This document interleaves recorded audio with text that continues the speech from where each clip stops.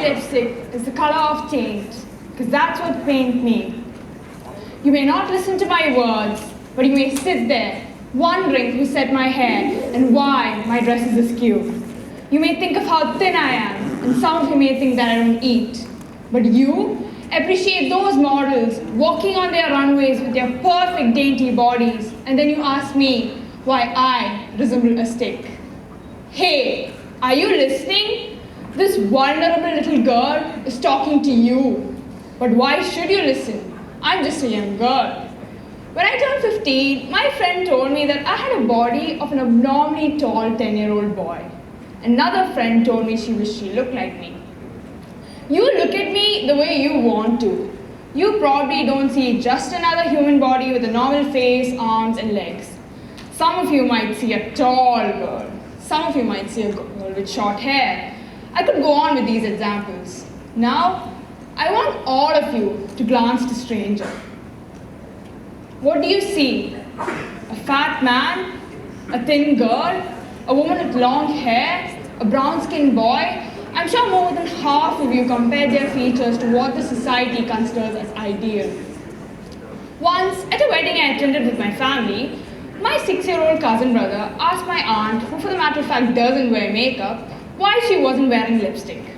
What has the child deciphered about beauty? What is the purpose of beauty? I think beauty is to please, and pleasure for all of us is different. What makes us all so different? I think it's how differently we react to things and how different we look from each other. 7.6 billion human beings in this world, and hence 7.6 billion reactions and 7.6 billion appearances. I think this tells us that there are many ways in which we may view something. I might see beauty where you might see despair. I might see truth where you might see a lie. Constancy is irrelevant to both beauty and truth. During the Italian Renaissance, the idea of an ideal body was characterized by an ample bosom, rounded stomach, wide hips, and fair skin. On the contrary, during the 1900s, the idea of an ideal body was more adjacent to a woman who was extremely thin, flat-chested, and androgynous in nature. Now, I'd like to state a simple fact which is supported by both modern science and medicine. A woman of average height 5 feet 6 inches should weigh around 180 to 154 pounds.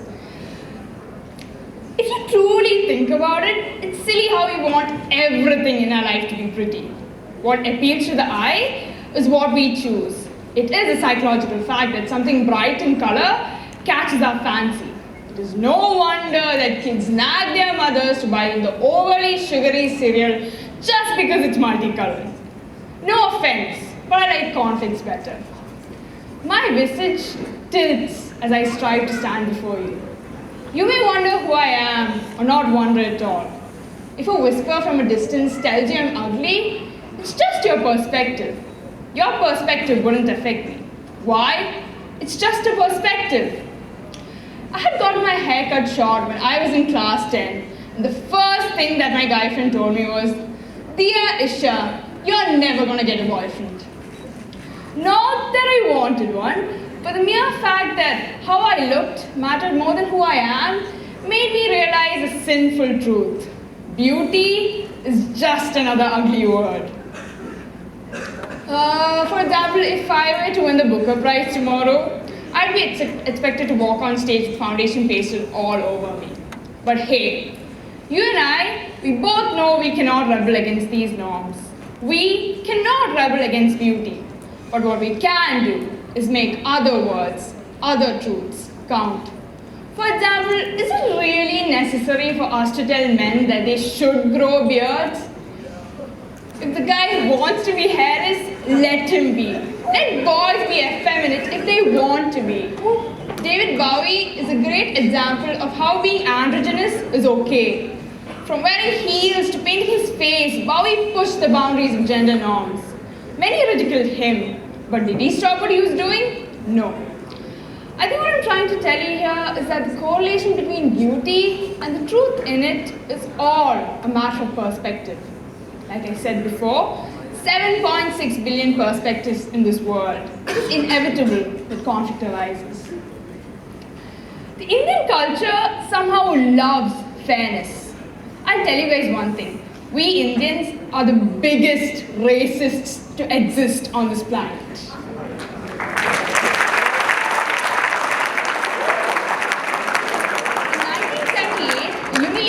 Released Fair and Lovely, and many were entranced by the magic cream that paved way into the market shelves. I'm pretty sure you all have experienced a situation where you've heard a mother-in-law boast about how fair their bride is. Am I right? And in 2012, we Indians spend more money on on fairness creams than we did on Coca-Cola. Some people like men who color their hair. Some people like women who pierce their tongues. Even though these people might not be considered beautiful by everyone in the society, there are people in the society who do consider them as beautiful. On Kerala Day, we students of Choice School were asked to dress in traditional clothing. When the word traditional comes to mind, we think of a sari. But no, most of our schoolmates decide to wear kurtis to school. My friend Shilpa, being the persuasive person she is, convinced my friend Sasha and I to wear saris along with her. And that's exactly what we did, folks. We wore saris to school. We felt beautiful amidst many people who might have judged us for being extra. We weren't extra. We were three teenage girls. Three teenage girls who wore what they wanted to wear. No norms abided, no questions asked. For beauty isn't a truth or a lie, it is merely a word we use to describe subjective pleasure. Beauty lies in the eyes of the beholder, speaks volumes contextually here. The beholder in the African nation of Mauritania believed that having a fat wife denoted economic prosperity. The word fat is not a negative attribute here, contrary to popular belief right now. In East Asia, blemish-free skin is what is considered as utmost beauty. Beauty is different in different regions. What is ideal at one might not be ideal in the other. There is no permanence in beauty, for the allegory keeps changing, much like truth, into a new leaf every now and then. Where am I from? Kannur. Someone had to. Now, what's the point of me telling you these things? Some of you may think this is silly, and then there are others who don't care. I respect those who agree with me, and those who don't, for they are immersed in their own truth, just like beauty is and beauty forever will be. Beauty should have power on us, but rather truth should, and we shall give power to those words and thoughts which seek the truth. Those chubby cheeks, frail waist, wide hips, and dark skin are okay. Or maybe they're not, because what I say might not necessarily be the truth. Next time you pick an orange-colored orange or a green-colored orange, please remember that the orange-colored orange is likely to rot more earlier. The green-colored orange is just pumped with more chlorophyll. So, my lipstick is no longer the color of taint, but rather of subtle change, and that's what pains me. You may listen to my words, but you may never seek the truth. You wonder why change happens. Change is the only constant. It is the only probable truth that we all agree on. You've changed in a matter of minutes. Hey, are you listening? A girl is talking to you. Why should you listen?